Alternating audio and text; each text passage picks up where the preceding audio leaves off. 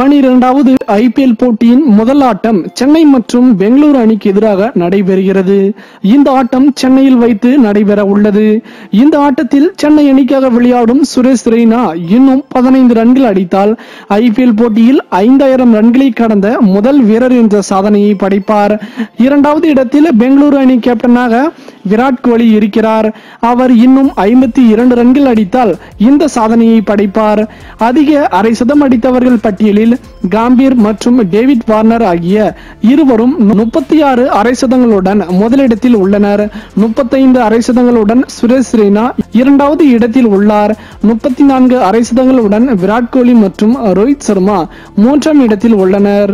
சென்னை மற்றும் பெங்களூரு அணிகள் ஐபிஎல் போட்டியில் மொத்தம் 21. அதில் சென்னை அணி 14 வெற்றியும் 7 பெங்களூரு அணியும் வெற்றி பெற்றுள்ளது. ஒரு ஆட்டம் டிராவில் முடிந்துள்ளது. முதல் ஆட்டத்தில் வெற்றி பெறும் அணி எது? பெங்களூரா சென்னையா? உங்களின் பதிலை மறவாமல் கமெண்ட் பாக்ஸில் பதிவிடுங்கள். மேலும் இது போன்ற சுவாரஸ்யமான செய்திகளை உடனுக்குடன் தெரிந்து கொள்ள தமிழ் சேரை சேனலை சப்ஸ்கிரைப் பண்ணுங்க. மறக்காம பெல் ஐக்கானை கிளிக் பண்ணுங்க.